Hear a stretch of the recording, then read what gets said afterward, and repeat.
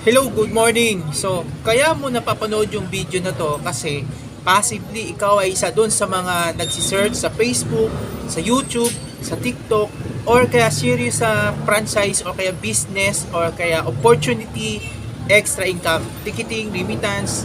This payment center, okay, sa itong negosyo na to ay tungkol po ito sa Unified Payment Center.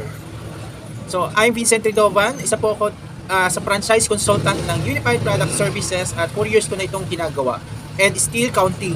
Okay, so dati po akong empleyado bilang engineering maintenance at naging full-time business consultant. Kaya naman naintindihan ko at nakaka-relate ako sa mga empleyado. Kasi katulad mo or ikaw may pamilyado, OFW, or nakaka-relate ako sa iyo. Kung dati ka akong empleyado, hindi po ako na nagpapang-abot yung sahod ko nung kinsenas katapusan at 30. Kaya naman, kailangan talaga natin ng search ng another extra income na kung ikaw man ay isang OFW, possible nag-iisip ka na ano ang kayang negosyo o pwede kong simulan na kahit OFW ko ngayon, pwede ko nang gawin para kapag na-for good na ako ay meron na akong source of income. Yun na yung magsusustain sa akin. So, Unified Products and Services na nagsimula po ito noong November 11, 2011. So, ang may-ari po nito, very proud, okay, dahil this is a 100% Filipino, okay, so President Manny Pascual.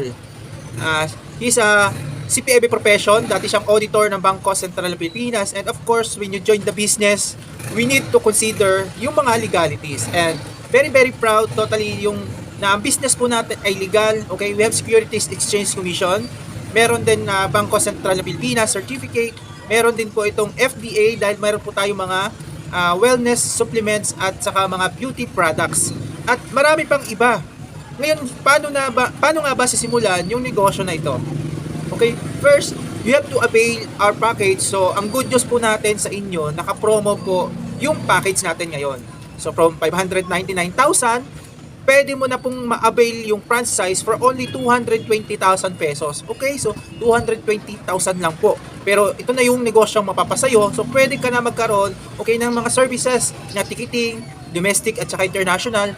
Pwede ka na din magka-tour, travel and tours, packages at saka hotel accommodations. Secondly, pwede ka na mag-offer ng mga bills payments services, gaya ng mga bills payment services natin, powered by Bayad Center, Manila, Meralco, PLDT, mga credits, mga credit cards. Okay, nag-offer din mga services ng remittance. Yung isa sa Western Union natin, worldwide na partners na Cebuana, Willier. So pwede na yan sa'yo na, of course, GCash, cash in, tsaka cash out. Ngayon po, okay, you can have loading, okay, sa lahat ng mga networks. Smart, low. So ano pa ba yung pwede na i-offer natin? So pwede mong loadan, okay, yung international. Actually pwede din pati mga international yan. Loads, okay, so kikita ka dyan. So of course, pag avail mo ng franchise for 220,000 pesos, good news po namin sa iyo, meron po tayong freebies, that's combination of wellness supplements products mo na natin, sobrang ganda ng ating Unified Payment Center.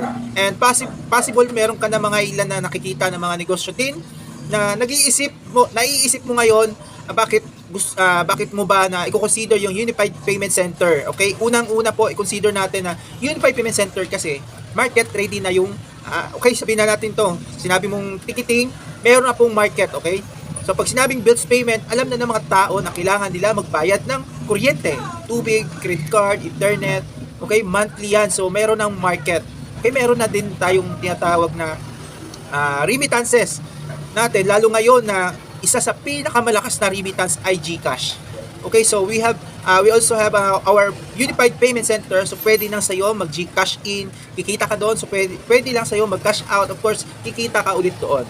Okay, and of course, sa loading, okay, lahat ng tao ngayon, isa, dalawa, tatlo, yung mga cellphones naglo-load, halos lahat yan. So okay, kung ikaw ay nakikita or dahil ikaw ay payment center, okay, so additional income yon sa'yo. So ready na yung market.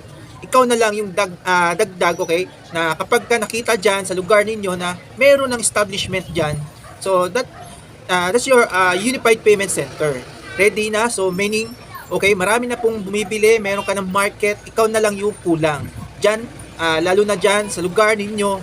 Pangalawa, reason kung bakit i-consider yung Unified Payment Center, kasi this is a service base. Okay, so usually, yung nakikita nating mga traditional, katulad ng mga may sari-sari store, okay, hardware, usually that involve mas malaking kapital.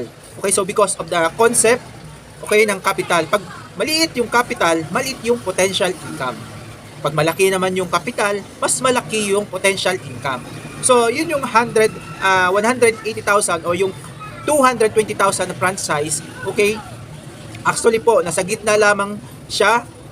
Okay, but 1 week, consider ang negosyo na ticketing, remittance, bills payment, e-loading na naka-intact na yun, lahat yung 220,000 na franchise fee ay sobrang mura na siya, okay, na service base. It means to say, kailangan natin ng staff, okay, sa kapag nag-traditional ka, yung ginagawa natin na sari-sari store, kaya ikaw ay isang convenience store, you need to hire maraming staff, okay, pero since ang ating negosyo na Unified Payment Center is a service base, konti lang yung staff na kailangan mo.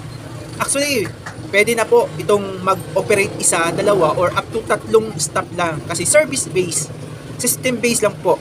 Tayo na sa computer lang, okay? At idudugtong ko lang yung pangatlo. Kaya mo i-consider itong Unified Payment Center because this is calamity free, okay? Hindi naman calamity free. I mean, one of the risk factors when you're starting a business, ang tinatawag calamity. Kapag inabutan ng sunog, baha, lindol, okay yung pandemic.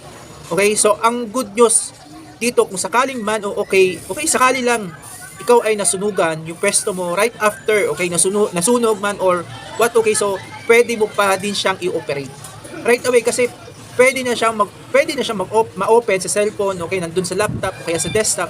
Okay, so right away pwede nang makapanimula.